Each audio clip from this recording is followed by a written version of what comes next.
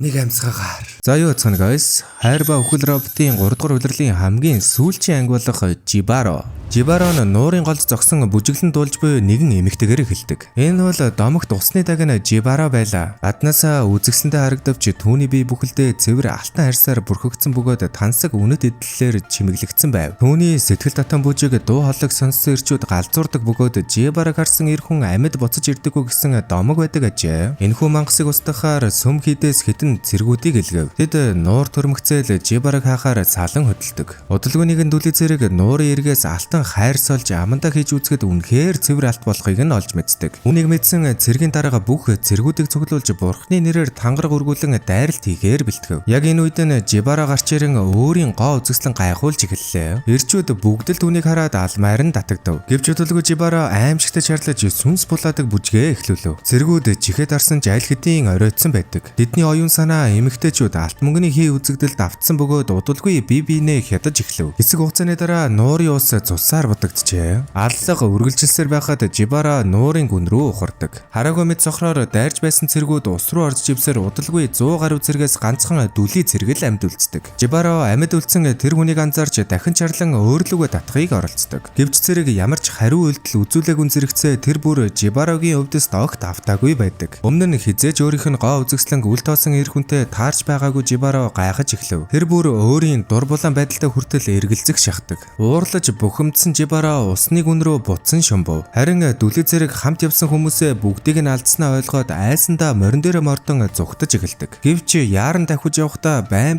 арга шарсаар унсан мод мөргөж ухаан алдаад унчихдаг. Хэсэг хугацааны дараа сэрэхэд морин алга болсон байдаг. Өөр сонголтгүй болсон тэр уулсаар явган алхаж эхэллээ. Гэвч хүнд хуйгдуулахтаа явах маш хэцүү байсан тул удалгүй ядарч голын ирэг дээр очиж ус уугаад модны доор унтаад өгчдөг. Шүн болох Жибаро голоос чимээг өвхөн гарч ирэв. Сониу зан хөдөлсөн тэрээр унтаж буй зэргийн дэргэд очиж царайг нь удаан ширтэнгээ тэр эрийг үнэхээр л царайлаг юм байна гэж үздэг. Жибаро түүний өмнө бүжиглэж бие гайхуулсан ч цэрэг ямар ч хариу үйлдэл үзүүлсэнгүй. Эцэстэн тэр цэргийн нүрэнд нүрээ нааж үтснээ бүр түүний хажууд унтаад өгчдөг. Өглөө нь цэрэг сэрээд хажуудаа байгаа Жибарог олж харав. Жибаро сандарч зүхтгийг оролцсон ч цэрэг гараас нь барих яг тэр мөчөд алтан хайрсан түүний гарыг зүсчихдэг. Цэрэг анхааралтай харснаа энэ хайрсан үнэхээр цэвэр алт болохыг ойлгодог. Ингэснээр түүний нүд шунлаар дөрөв. Харин Жибаро үүнийг хайр дурлал гэж эндүрчээ. Тэрээр инээмсэглэн зүхтгаад цэрэг араас нь дагаж хөөж эхлэв. Ингэж явсаар тэд хүрхрээний дэргэд хурж ирдэг. Жибаро хүрхрээний яг тэг голдон зогсоход голыг гатлахын тулд цэрэг сэлмээ орхихоос өөр аргагүй болдог. Одоо Жибаро бүрэн тавширч бүсэлхийгээ хөдөлгөн гоо үзэсгэлэнгээ харуулж эхэлдэг. Тэр бүр цэргийн хуйг дуулгыг долоож удалгүй тэд халуун дотноор тэврэлдэв. Гэвч Жибарогийн хайрстай уруул санамсаргүйгээр цэргийн амийг зүсэж цус гаргачихдаг. Яг тэр мөчөд л цэргийн зам байдал огцом өөрчлөгдөж тэр Жибарог толгоогоор мөргөн ухаан алдуулчихдаг. Дараа нь түүний биеийг дээрэмдэхийн оронд бүх алтан хайрс болон үнэт эдлэлүүдийг нь хуулж авч эхлэв. Эцэст нь цус болсон биеийг нь хавцлаас түлхэн унгаагаад их хэмжээний эрдэнэс аван зугтаж эхлэв. Жибаро нуур руу урсан ороход ус аажмаар цусны өнгөтэй болж эхэлдэг. Дараа нь тэр цусаар бүргсэн хэсэг голын дагуу доош урсаж эхэлдэг. Харин одоо асар их үнэт эдлэл үүрсэн дүлий цэрэг маш их цангаж эхэлнэ. Тэр гол руу дөгсөн ч ус бүхэлдээ цус шиг улаан босныг нь хараад айз зочирдов. Тэрээр газар сүхрүү унахад гинэт амьдралдаа анхудаа зарцааны дуу шувуудын жиргээг сонсжээ. Учир нь тэр төрөлхийн дүлий байсан юм. Тиймээс л Жибарогийн шившлэг түүнд үйлчлдэггүй байж л дээ. Харин Жибарогийн цус санамсаргүйгээр түүний төрөлхийн сонгыг эдгээсэн аж. Харамсалтай нь тэр дөнгөж сонсголтой болсон тул шинэ нөхцөлдөө дасан зогсож чадсангүй. Толгойд нь ямар нэгэн асуудал гарсан гэж бодсон тэр эрдэнэсээ орхиод нуурын эрэглөө буцаж очив. Яг тэр үед нь дахиад л Жибаро нуурын эргээс гарч ирлээ. Тэр